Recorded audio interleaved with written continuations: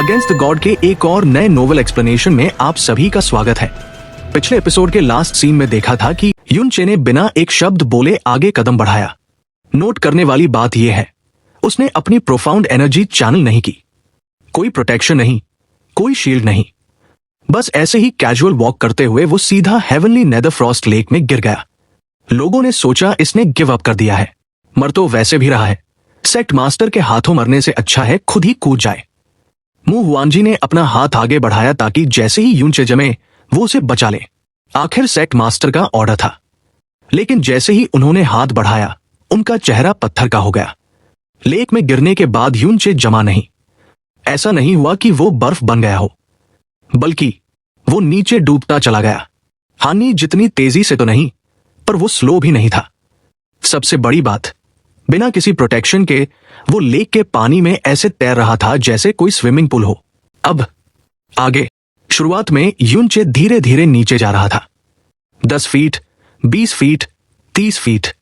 ऊपर खड़े लोग डम्बस्ट्रक होकर देख रहे थे, लेकिन पानी के अंदर युनचे की हालत कुछ और ही थी। जहां ये कोल्ड एनर्जी दूसरों के लिए एक नाइटमेयर थी, वहीं युनचे के लिए ये किसी पैराडाइज से कम नहीं थी। उसे इतना कंफर्टेबल फील हो रहा था कि उसका मन कर रहा था कि बस यहीं सो जाए। जैसे जैसे वो नीचे जा रहा था, कोल्ड एनर्जी भारी होती जा रही थी। लेकिन युनचे की बॉडी, जो great way of the Buddha और वाटर स्पिरिट इवल बॉडी के साथ बनी थी, उसके लिए ये एनवायरनमेंट परफेक्ट था। वो बिना कुछ किए ही अपनी प्रोफाउंड स्ट्रेंथ को बढ़ते हुए फील कर सकता था। मजे में वो 50 फीट नीचे चला गया और ये सब ऊपर लाइट स्क्रीन पर दिख रहा था, जिसे देखकर लोगों के मुंह खुले के खुले रह गए। मुहानी, जो अभी अपनी बॉडी से कोल्ड एनर्जी निकाल रहा था, उसने आंखें खोली और स्क्रीन पर 50 फीट का आंकड़ा देखा। हालांकि ये स्पीड बहुत स्लो थी और उसके 1000 फीट के रिकॉर्ड के सामने कुछ भी नहीं थी, लेकिन एक डिवाइन ओरिजिन रियल्म के बंदे का इतना नीचे जाना ही सबके लिए शॉकिंग था। डिसाइपल्स एक दूसरे को देख रहे थे कि भाई ये पॉसिबल कैसे है। तभी युनचे और नीचे जाने लगा। 7 फीट, 80 फीट और देखते ही देखते 100 फीट। अब तो वहां बैठे एल्डर्स और पैलेस मास्टर्स भी हैरान होकर एक दूसरे को देखने लगे। मु बिंगयुन लगातार स्क्रीन को घूर रही थी। उसे पता था कि युनचे कुछ ना कुछ करेगा, लेकिन फिर भी उसके दिल की धड़कनें तेज थी। 120 फीट, 140 फीट। अब मुहाने की आंखों में भी डर दिखने लगा था। उसका ऑरा बिगड़ने लगा और वो नर्वस हो गया। तभी 150 फीट पर जाकर युनचे अचानक रुक गया। लाइट स्क्रीन पर मूवमेंट बंद होते ही मुहानी ने राहत की सांस ली और उसका पूरा शरीर पसीने से भीग गया। किसी ने नहीं सोचा था कि युनचे इतना नीचे भी जा पाएगा। युनचे नीचे रुका जरूर था, लेकिन इसलिए नहीं कि वो आगे नहीं जा सकता था। वो बस हेजिटेट कर रहा था। उसे लगा कि जितनी गहराई में जाएगा, एनर्जी उतनी ज्यादा मिलेगी। उसने सोचा कि अगर वो लेक के सबसे गहरे पॉइंट पर चला जाए, तो क्या पता प्रोफाउंड गॉड कन्वेंशन से पहले ही वो डिवाइन ट्रिब्यूलेशन रियल्म तक पहुंच जाए। कुछ पल सोचने के बाद उसने दांत भींचे और पूरी ताकत से नीचे जाना चालू किया। अचानक एक तेज क्लैंग की आवाज गूंजी। लाइट स्क्रीन पर जो ब्लू लाइट रुकी हुई थी, वो एकदम से ऊपर भागी। एक ही पल में वो 150 से सीधे 300 फीट और अगले ही सेकंड 500 फीट पर पहुंच गई। मु हुआनजी, जो स्क्रीन के पास खड़ा था, उसे लगा जैसे किसी ने हथौड़े से मारा हो। वो लड़खड़ा गया और उसके रोंगटे खड़े हो गए। लेक के किनारे शोर मच गया। लोगों के जबड़े जमीन पर गिर गए और आंखें बाहर आने को हो गई। मुहानी को तो ऐसा झटका लगा जैसे उसे हाई वोल्टेज करंट लगा हो। वो सीधा बैठ गया। उसका चेहरा पत्थर जैसा हो गया। उसे लगा जैसे वो कोई बहुत ही बुरा सपना देख रहा है। लेकिन युनचे रुका नहीं। उसकी स्पीड और तेज होती गई। 700 फीट और फिर सीधा 1000 फीट। भीड़ अभी ये समझ भी नहीं पाई थी कि क्या हुआ। तभी लाइट बीम ने मुहानी का रिकॉर्ड तोड़ दिया और नीचे भागने लगी। 2000 फीट, 4000 फीट, 7000 फीट, 10,000 फीट। ऊपर फ्रॉस्ट ड्रैगन से एक ब्लू लाइट निकली और सीधे लाइट स्क्रीन से टकराई। धमाके के साथ पूरी स्क्रीन टूटकर बिखर गई और हवा में सिर्फ 2 सोल क्रिस्टल्स चमकते रह गए। पूरे हेवनली नेदरफ्रॉस्ट लेक पर ऐसा सन्नाटा छा गया जैसे सब मर गए हों। ये किसी सपने जैसा था। मु हुआनजी ने कांपती आवाज में सेक्ट मास्टर को पुकारा, सेक्ट मास्टर ये। लेकिन स्नो सॉन्ग रियल्म किंग ने ठंडी आवाज में उसे काट दिया। विजेता तय हो चुका है, अब आगे देखने की कोई जरूरत नहीं। उनकी आवाज ने सबको बता दिया कि ये कोई सपना नहीं, हकीकत है। मुहानी जमीन पर बैठा था, चेहरा बिल्कुल सफेद पड़ चुका था। अगर वो शुरू में ही हार जाता तो इतना दुख नहीं होता, लेकिन इस मोमेंट पर उसे ऐसा लग रहा था जैसे किसी ने उसे स्वर्ग से सीधा नर्क में गिरा दिया हो। ये बेइज्जती उसके लिए बर्दाश्त के बाहर थी। उसके साथ खड़ी मु युंजी भी पत्थर की मूर्ति बनी हुई थी। उसके होंठ काम रहे थे पर मुंह से आवाज नहीं निकल रही थी। तभी स्नो सॉन्ग रियल्म किंग ने ऐलान कर दिया, रिजल्ट साफ है, युनचे ने मुहानी को हरा दिया है। उसकी पुरानी गलती माफ की जाती है और अब वो मेरा डायरेक्ट डिसाइपल बनेगा। 7 दिन बाद पूरा सेक्ट इकट्ठा होगा और डिसाइपलशिप सेरेमनी होगी। उन्होंने मु वांजी को ऑर्डर दिया कि सारी तैयारी एकदम परफेक्ट होनी चाहिए। सब लोग अभी भी सदमे में थे, लेकिन सेक्ट मास्टर का ऑर्डर सुनते ही मु वांजी ने सिर झुका लिया। मु बिंगयुन ने भी राहत की सांस ली। तभी उसके कानों में सेक्ट मास्टर की आवाज गूंजी, जो युनचे पर गुस्सा निकाल रही थी। ये लड़का अभी सजा मिली थी फिर भी इतनी मनमानी कर रहा है। मन तो कर रहा है इसे एक थप्पड़ मारकर खत्म कर दूं। मु बिंगयुन ने मुस्कुराकर जवाब दिया कि शायद यही उसका ईविल गॉड वाला नेचर है। लेकिन तभी मु युंजी ने अपनी बची खुची हिम्मत जुटाई और कांपते हुए खड़ी हो गई। उसने कहा, सेक्ट मास्टर, मैं कुछ कहना चाहती है। ये जीत बहुत अजीब है और प्रोफाउंड गॉड कन्वेंशन 2 साल बाद है। मुहानी हमारी स्नो सॉन्ग रियल्म का नाम रोशन कर सकता है, लेकिन युनचे, उसका कल्टिवेशन बहुत कम है। वो तो क्वालिफाई भी नहीं कर पाएगा। लोग हमारा मजाक उड़ाएंगे। ये बोलते बोलते मु युंजी पसीने से नहा गई थी। उसने अपनी जान दांव पर लगा दी थी। स्नो सॉन्ग रियल्म किंग ने बहुत ही ठंडे अंदाज में पूछा, ओ, तो तुम्हें लगता है कि मेरा फैसला बेवकूफी भरा है? उनकी आवाज में गुस्सा नहीं था, लेकिन उनका ऑरा इतना भयानक था कि मु युंजी घुटनों के बल गिर पड़ी और माफी मांगने लगी। सेक्ट मास्टर ने कहा, मुझे लगा शायद तुम जीने से थक गई हो। मु युंजी को लगा अब वो बेहोश हो जाएगी। सेक्ट मास्टर ने हुक्म दिया कि आज की गैदरिंग खत्म होती है। उन्होंने मु खैंगशु और मु सुशान को रुकने को कहा और बाकी सबको वहां से दफा हो जाने का ऑर्डर दिया। साथ ही ये वार्निंग भी दी कि 7 दिन बाद होने वाली सेरेमनी से पहले ये बात बाहर नहीं जानी चाहिए। सब लोग चुपचाप वहां से निकल गए, लेकिन माहौल में एक अजीब सा तनाव बना हुआ था। सारे डिसाइपल्स और एल्डर्स के जाने के बाद हेवनली नेदर फ्रॉस्ट लेक का बैरियर बंद हो गया। अब वहां सिर्फ स्नो सॉन्ग रियल्म किंग हवा में खड़ी थी, नीचे लेक के पानी को घूरते हुए। किसी को नहीं पता था कि उनके दिमाग में क्या चल रहा है, और पानी के नीचे युनचे का सफर अभी खत्म नहीं हुआ था। 15,000 feet, 20,000 feet, 30,000 feet, 40,000 feet, 50,000 feet. अचानक उस गहरे अंधेरे में एक नीली रोशनी दिखाई दी। युनचे चौकन्ना हो गया और उसने देखा कि उसके नीचे एक अजीब शेप की ब्लू लाइट चमक रही है। वो समझ गया, ये वही कोल्ड वेन है जिसके बारे में मु बिंगयुन ने बताया था। मतलब वो लेक के बिल्कुल बॉटम पर पहुंच चुका था।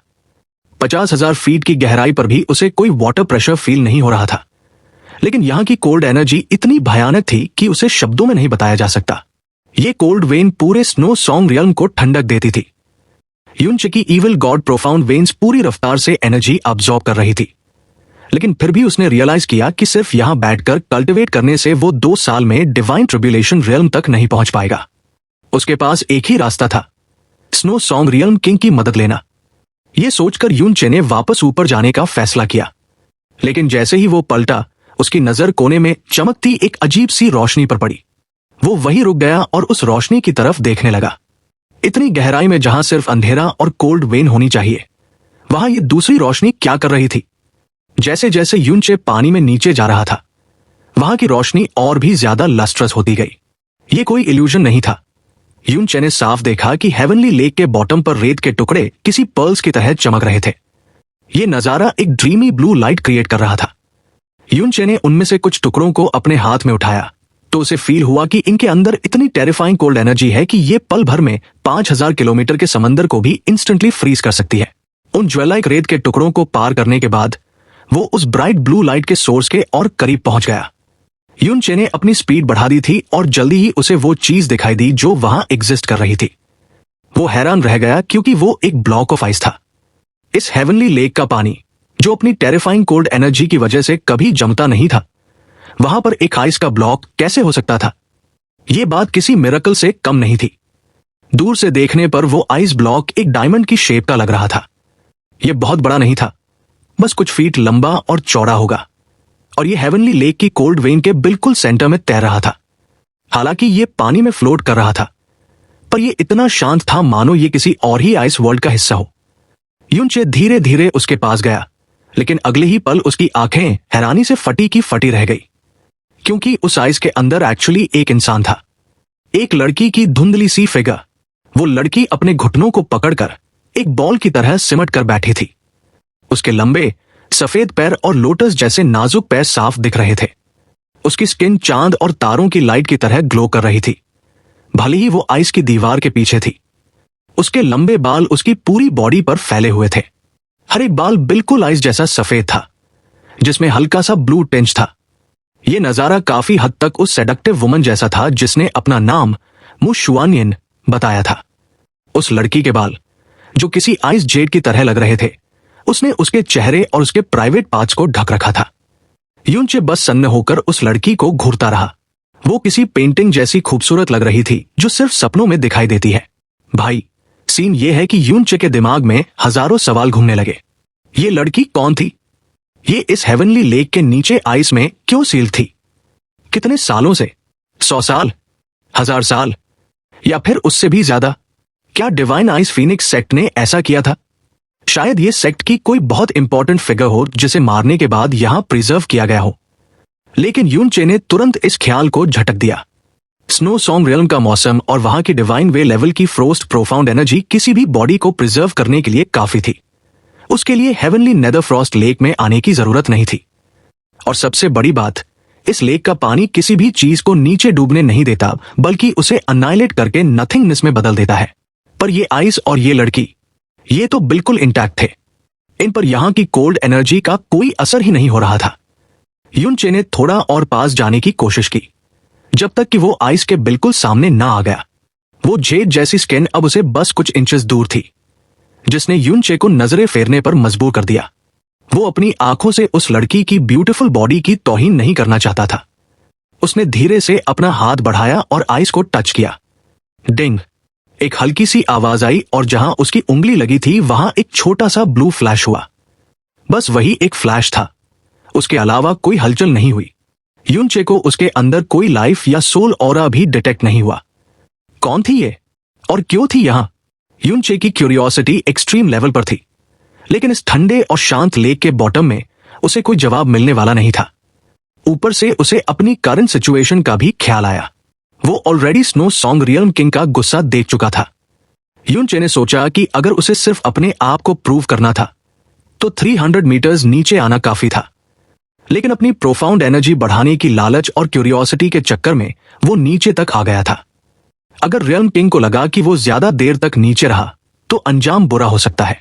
यूनचे ने एक गहरी सांस ली और वहां से जाने के लिए रेडी हुआ। लेकिन तभी एक लड़की की आवाज उसकी सोल की गहराइयों में गूंजी। तुम कौन हो? तुम यहां कैसे आ पाए? यूनचे एकदम से स्टिफ हो गया और बिजली की तेजी से पीछे उसने सीधा उस जमी हुई लड़की की तरफ देखा और पूछा, क्या तुम मुझसे बात कर रही हो? कुछ देर पहले जब उसने स्कैन किया था तो वहां कोई लाइफ या सोल ऑरा नहीं था, पर वहां उसके अलावा और कोई था भी तो नहीं। उस लड़की ने कोई जवाब नहीं दिया, लेकिन अचानक हेवनली नेदर फ्रॉस्ट लेक का पानी हिलने लगा। एक डिवाइन कॉन्शियसनेस जो पानी की तरह सॉफ्ट थी, उसने यूनचे को पूरी तरह से कवर कर लिया। यूनचे ने रेजिस्ट नहीं किया, क्योंकि ये डिवाइन कॉन्शियसनेस न सिर्फ फ्रेंडली थी, बल्कि इतनी वास्ट और बाउंडलेस थी कि यूनचे उसके सामने बिल्कुल पावरलेस फील कर रहा था। इस लड़की की डिवाइन कॉन्शियसनेस सच में टेरिफाइंग थी। आखिर यह है कौन? एक पल में वो हैवी डिवाइन कॉन्शियसनेस हट गई और उस लड़की की आवाज फिर से यूनचे की सोल में आई। आह, तुमने इविल गॉड की पावर इनहेरिट की है। कोई हैरानी नहीं कि तुम यहां तक आ पाए। यूनचे ने झटके से सिर उठाया। क्या तुम आइस फीनिक्स की डिवाइन स्पिरिट हो? सिर्फ ऑरा स्कैन करके इविल गॉड की पावर पहचान लेना, यह काम सिर्फ वही सोल्स कर सकती है जिनके पास एंशिएंट ट्रू गॉड्स की मेमोरीज हो, जैसे फीनिक्स, ड्रैगन गॉड या गोल्डन क्रो। वो लड़की फिर से लंबी खामोशी में चली गई। फिर अचानक उसने बड़े प्यार से पूछा, क्या मैं तुम्हारी मेमोरीज देख सकती हूं? यूनचे हैरान था। आज तक वो जितने भी डिवाइन सोल से मिला था, सब में एक गॉड वाला एरोगेंस था। गोल्डन क्रो ने तो जबरदस्ती उसकी मेमोरीज पढ़ी थी, लेकिन ये एंटिटी जो शायद आइस फीनिक्स की सोल है, वो उसे एक इंट्रूडर से इतनी पोलाइटली परमिशन मांग रही थी। हालांकि ये रिस्क था, पर यूनचे के पास कोई चॉइस नहीं थी। ठीक है, उसने कहा। पानी में लहर उठी और वो वास्ट डिवाइन कॉन्शियसनेस फिर से यूनचे के दिमाग में एंटर कर गई। यूनचे का दिमाग ब्लैंक हो गया। पता नहीं कितना वक्त बीता। जब यूनचे को होश आया तो वो कॉन्शियसनेस जा चुकी थी। वो लड़की धीरे से बुदबुदाई, blue pole star, phoenix, dragon god, golden crow, sky poison pearl और mirror of samsara, moon slaughter devil sovereign. सोचने वाली बात है, तुम्हारी छोटी सी जिंदगी में इतना सब कुछ हो गया। यूनचे ने अपना सवाल दोहराया। तुमने मेरे सवाल का जवाब नहीं दिया। क्या तुम आइस फीनिक्स की सोल हो? लड़की ने एक अजीब जवाब दिया। मैं हूं भी और नहीं भी। यूनचे कंफ्यूज हो गया। हाँ, लड़की ने एक्सप्लेन किया। मैं उन फीनिक्स, ड्रैगन गॉड और गोल्डन क्रो की सोल से अलग हूं जिनसे तुम पहले मिले हो। वो सब सोल फ्रैगमेंट्स थे जो मरने के बाद अपनी पावर पास करने के लिए रुके हुए थे। मैंने भी अपनी सोल का एक हिस्सा अलग किया था, पर वो सोल फ्रैगमेंट बहुत पहले गायब हो गया जब उसने अपनी आखिरी स्ट्रेंथ और blood line snow song realm को दे दी थी। तो फिर तुम कौन हो? यूनचे की धड़कनें तेज हो गई। लड़की की आवाज अभी भी अनबिलीवेबल सॉफ्ट थी। तुम्हारे सामने जो है वो उस सोल फ्रैगमेंट की मास्टर है। कुछ सेकंड्स के लिए सन्नाटा छा गया। फिर यूनचे का चेहरा बदल गया और वो चिल्लाया, तुम आइस फीनिक्स हो? मतलब ये कोई बचा कुचा फ्रैगमेंट नहीं है, ये खुद डिवाइन स्पिरिट है, the one and only ice Phoenix, एक ट्रू गॉड जो आज तक जिंदा है। मून स्लॉटर डेविल सॉवरेन भी एक ट्रू डेविल था जो जिंदा बचा था, लेकिन उसे यूनचे ने हेवन स्मिटिंग स्वॉर्ड से मार दिया था। और अब वो एक और लिविंग ट्रू गॉड के सामने खड़ा था। लड़की ने कहा, हैरान होने की जरूरत नहीं है, मैं एग्जिस्ट करती हूं, पर मैं उस मून स्लॉटर डेविल सॉवरेन जैसी नहीं हूं। उसके पास रिकवर होने का चांस था, पर मैं सिर्फ अपनी लाइफ सोर्स और सोल सोर्स के आखिरी टुकड़ों को बचाकर बैठी हूं। मैं कभी रिकवर नहीं हो सकती, न ही इस कोल्ड वेन से बाहर जा सकती हूं। यहां तक कि मैं अपनी ट्रू बॉडी में भी वापस नहीं आ सकती। मुझे इस ह्यूमन शेप में ही रहना पड़ेगा। मैं ट्रू डेथ से बस एक कदम दूर हूं। यूनचे अभी भी शॉक में था। मतलब तुम यहां 1 मिलियन साल से हो। एक ट्रू गॉड भले ही कमजोर हो, पर वो ट्रू गॉड ही होती है। ये उन फ्रैगमेंट्स से बिल्कुल अलग लेवल की एग्जिस्टेंस थी। लड़की ने कहा, हाँ, पता ही नहीं चला कि उस डिजास्टर के बाद 1 मिलियन साल बीत गए। कई बार सोचा कि अपनी जान दे दूं और इस एटर्नल लोनलीनेस को खत्म कर दूं, लेकिन बस एक उम्मीद ने मुझे रोक रखा है कि मैं अपनी आंखों से देख सकूं कि क्या वो दिन आएगा या नहीं। दिन? कौन सा दिन? यूनचे को कुछ समझ नहीं आ रहा था। लड़की बोली, वो दिन अभी तक नहीं आया, भले ही मैंने मिलियन ईयर्स वेट किया, लेकिन तुम आ गए। शायद ये किस्मत का प्लान है या फिर इविल गॉड की गाइडेंस। उसने अपना क्रिएशन गॉड का टाइटल छोड़ दिया और दुनिया का सबसे लोनली गॉड बन गया। पर कितने लोग जानते हैं कि वो एक्चुअली सब गॉड्स में सबसे महान था? यूनचे पूरी तरह कंफ्यूज था। वो लड़की शायद खुद से बातें कर रही थी। फिर उसने कहा, यूनचे, तुम्हारे अंदर जो इविल गॉड की पावर है वो इविल गॉड के इंडिस्ट्रक्टिबल ब्लड की एक बूंद से आई है। ये पावर बाकी डिवाइन पावर्स से अलग है। बाकी सब पावर्स बस थोड़े से डिवाइन ब्लड से मिली है, लेकिन इविल गॉड के ब्लड ने तुम्हारे अंदर पूरी तरह perfect evil God profound veins create कर दी है। ये इविल गॉड की पावर का कंप्लीट सोर्स है। यूनचे ने हाँ में सिर हिलाया। वो ये बात जानता था। क्या तुम जानते हो कि इविल गॉड के लिए ये एक बूंद इंडिस्ट्रक्टिबल ब्लड छोड़ना कितना मुश्किल था? उसने न सिर्फ खुद को मिटाया, बल्कि अपनी लाइफ स्पैन के कम से कम 600,000 साल की कीमत चुकाई। मतलब वो अपनी इमेंस डिवाइन पावर के साथ और 6 लाख साल जिंदा रह सकता था। भले ही वो मीरियड ट्रिब्यूलेशन से इन्फेक्टेड था, लेकिन उसने वो 6 लाख साल की जिंदगी सैक्रिफाइस कर दी, सिर्फ अपनी डिवाइन पावर और लाइफ फोर्स को यूज करके वो इंडिस्ट्रक्टिबल ब्लड बनाने के लिए, ताकि वो फ्यूचर के लिए अपनी पावर का सोर्स छोड़ सके। अपनी लाइफ के एंड में भी इविल गॉड को सिर्फ उस दिन के आने की चिंता थी। उसने फ्यूचर के लिए एक आखिरी उम्मीद छोड़ने के लिए अपनी जान दे दी। शायद वही एकमात्र ऐसे थे जिन्हें ग्रेटेस्ट ऑफ ऑल गॉड्स कहा जा सकता है। यूनचे का सिर घूम गया। मुझे कुछ समझ नहीं आ रहा, तुम क्या कह रही हो? ये वो दिन आखिर है क्या? और इविल गॉड ने जबरदस्ती अपनी पावर का कंप्लीट वर्जन क्यों छोड़ा? अगर वो इविल गॉड की बात कर रही है तो जरूर कोई कनेक्शन होगा, लेकिन यूनचे के पल्ले कुछ नहीं पड़ रहा था। आखिर वो किस आने वाले खतरे या इवेंट की बात कर रही थी जिसके लिए एक गॉड ने अपनी लाखों सालों की जिंदगी कुर्बान कर दी? आइस फीनिक्स की सोल ने यूनचे के दिमाग में एक ऐसी बात डाली जो एंशिएंट एरा ऑफ गॉड से जुड़ी थी। उसने याद दिलाया कि कैसे हेवन पनिशिंग डिवाइन एम्परर ने एक डेविल एम्परर और उसके 900 डेविल गॉड्स को प्राइमल केओस के बाहर बैनिश कर दिया था। यूनचे ने सिर हिलाया क्योंकि गोल्डन क्रो की सोल ने उसे यही कहानी सुनाई थी। कहानी यह थी कि मोई ने एंसेस्ट्रल डिवाइन आर्ट के टुकड़े को चारे की तरह इस्तेमाल किया और धोखे से डेविल एम्परर को वहां बुलाया। फिर उसने अपनी हेवन पनिशिंग एंसेस्ट्रल स्वॉर्ड का इस्तेमाल करके वॉल ऑफ प्राइमल केओस को तोड़ दिया और उन सबको बाहर फेंक दिया। प्राइमल केओस के बाहर सिर्फ नथिंगनेस थी, यानी जो वहां गया वो हमेशा के लिए खत्म। लेकिन तभी उस लड़की की कमजोर और कोमल आवाज यूनचे के कानों में गूंजी, क्या तुम जानते हो कि हेवन पनिशिंग डिवाइन एम्परर मोई ने उस डेविल एम्परर को मारने के लिए इतना बड़ा कदम क्यों उठाया? यूनचे ने थोड़ा सोचा और जवाब दिया, गोल्डन क्रो ने बताया था कि मोई बहुत उसूलों वाला गॉड था और बुराई से नफरत करता था। वो नहीं चाहता था कि एंसेस्ट्रल डिवाइन आर्ट का टुकड़ा डेविल्स के हाथ लगे, इसलिए उसने ऐसा किया। लेकिन लड़की ने एक ठंडी आह भरी। उसने कहा, यही वो सच है जो गॉड्स और डेविल्स दोनों में फैलाया गया था। लेकिन जरा सोचो, मोई जैसा गॉड जो इतना उसूलों वाला था, वो ऐसा घिनौना धोखा क्यों देगा? उसने डेविल एम्परर को भरोसे में लेकर बुलाया और फिर पीठ पीछे वार किया। यूनचे का मुंह खुला का खुला रह गया। बात में दम तो था। लड़की ने आगे कहा, मोई उस हेवन पनिशिंग एंसेस्ट्रल स्वॉर्ड को पूरी तरह कंट्रोल नहीं कर सकता था। उसे इस्तेमाल करने के लिए उसे अपनी लाइफ स्पैन यानी अपनी उम्र कम करनी पड़ी। उसने अपनी जिंदगी का एक बड़ा हिस्सा कुर्बान कर दिया सिर्फ उस डेविल एम्परर को मारने के लिए। अगर वजह सिर्फ एक एंसेस्ट्रल डिवाइन आर्ट का टुकड़ा होता तो वो इतना बड़ा रिस्क क्यों लेता? और सबसे बड़ी बात, एक डेविल एम्परर को मारने से दोनों रियल्म्स के बीच एक भयानक वॉर छिड़ सकती थी। मोई इतना बेवकूफ नहीं था कि उसे ये अंजाम पता ना हो। सीन ये है कि यूनचे अब पूरी तरह कंफ्यूज हो चुका था। अगर वजह वो आर्ट नहीं थी तो फिर मोई ने अपनी जान पर खेलकर उस डेविल एम्परर को क्यों मारा? लड़की की आवाज अब सीधी यूनचे की सोल में गूंजने लगी, जैसे वो कोई ऐसा राज बताने वाली हो जो आसमान को भी हिला दे। उसने कहा, जिस हेवंस मीटिंग डेविल एम्परर को बैनिश किया गया वो 4 ग्रेट डेविल एम्परर्स में से इकलौती फीमेल थी और उसकी एक और पहचान थी। सन्नाटा छा गया। फिर लड़की ने वो बम फोड़ा। वो इविल गॉड की पत्नी थी।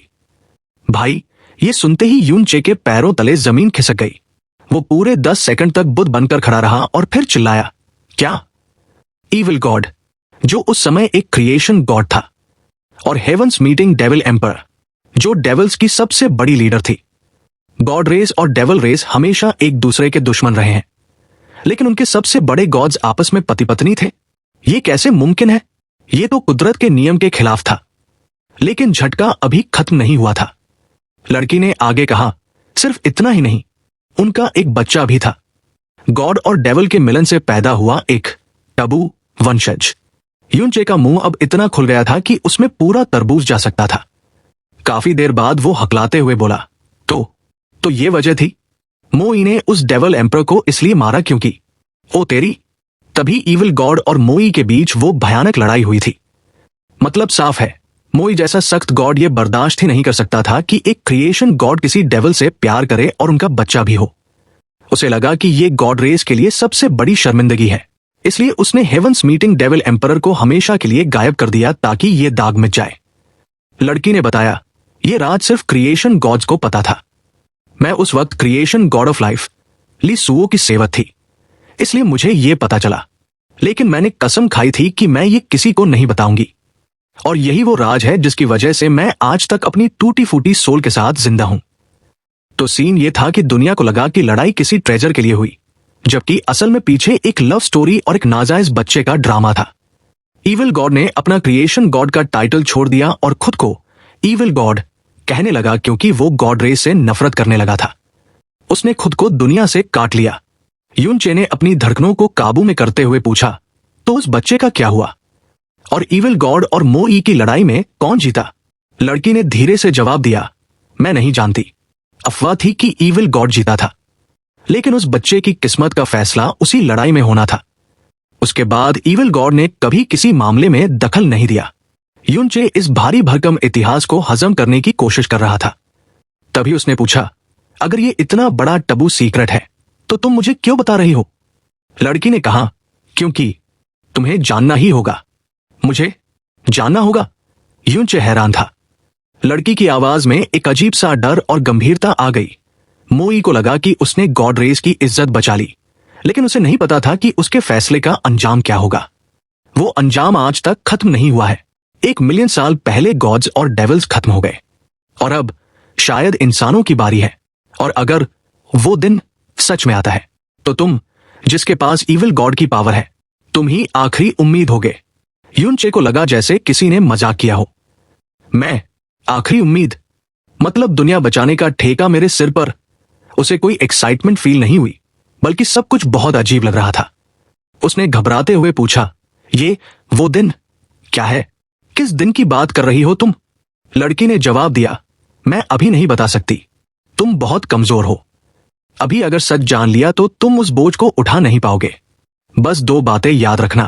पहली, जितनी जल्दी हो सके अपनी इविल गॉड पावर को बढ़ाओ। और दूसरी, अपनी जान की कीमत समझो। अगर तुम मर गए तो आखिरी उम्मीद भी खत्म हो जाएगी। यूनचे ने सिर हिलाया, ठीक है, मैं अपनी जान प्यारी समझता हूं। लड़की ने एक अजीब सी बात कही, मैंने जितने लोग देखे हैं उनमें से तुम अपनी जान की सबसे कम परवाह करते हो। खैर, उसने आगे कहा, जब तुम्हें लगे कि तुम काफी ताकतवर हो गए हो तब मेरे पास वापस आना। मैं तुम्हें सारा सच बताऊंगी और अपनी सारी पावर तुम्हें दे दूंगी। यूनचे चौंक गया, सारी पावर? मतलब तुम? इसका सीधा मतलब था कि वो लड़की अपनी बची कुची जान भी दे देगी। लड़की की आवाज में एक दर्द था। मैं इविल गॉड जितनी महान तो नहीं बन सकती, लेकिन ये मेरे लिए सबसे अच्छा अंत होगा। यूनचे के दिल में उस लड़की के लिए इज्जत बढ़ गई। उसने वादा किया कि वो वापस आएगा। जाने से पहले यूनचे ने एक आखिरी सवाल पूछा, क्या मैं एक बात पूछ सकता हूं? लड़की ने उसके मन की बात पढ़ ली। तुम पूछना चाहते हो कि प्रोफाउंड गॉड कन्वेंशन से पहले डिवाइन ट्रिब्यूलेशन रियल्म तक कैसे पहुंचा जाए, है ना? यूनचे ने हां में सिर हिलाया। लड़की बोली, मैं तुम्हारी मदद नहीं कर सकती, लेकिन तुम्हारी मौजूदा master snow song realm king इस काम के लिए सबसे बेस्ट है। उसके पास बहुत ताकत और दिमाग है। लेकिन? यूनचे ने पूछा, लेकिन क्या? उसकी पर्सनालिटी बहुत अजीब है। 2 बिल्कुल अलग किनारे, 2 एक्सट्रीम। तुम जब उसके साथ वक्त बिताओगे तो समझ जाओगे। यूनचे कंफ्यूज हो गया। 2 एक्सट्रीम्स मतलब क्या? ये तो कुछ ज्यादा ही सस्पेंस हो गया। मतलब उसकी मास्टर कभी बहुत अच्छी होगी और कभी बहुत खतरनाक, या कुछ और लोचा है? यूनचे ने सिर हिलाया और कहा, ठीक है, मैं समझ गया। वैसे मुझे दुनिया बचाने का कोई शौक नहीं है, लेकिन मैं कोशिश करूंगा कि तुम्हें निराश ना करूं। इसके बाद यूनचे ने अपनी प्रोफाउंड एनर्जी रिलीज की और पानी को चीरते हुए ऊपर की तरफ तैरना शुरू कर दिया। उसे नहीं पता था कि ऊपर सिर्फ स्नो सॉन्ग रियल्म किंग उसका इंतजार कर रही है। बाकी सब जा चुके हैं। यूनचे वहां से निकल तो गया, लेकिन लेक के नीचे का माहौल अभी भी शांत नहीं हुआ था। वो लड़की जो आइस फीनिक्स की बची हुई सोल थी, यूनचे की यादों में पूरी तरह खो चुकी थी। उसके दिमाग में कई सवाल घूम रहे थे। इविल गॉड के पास डार्कनेस प्रोफाउंड एनर्जी क्यों थी? क्या इसका लेना देना हेवंस मीटिंग डेविल एम्परर से था? तभी उसका ध्यान सोर्ड्स पर गया।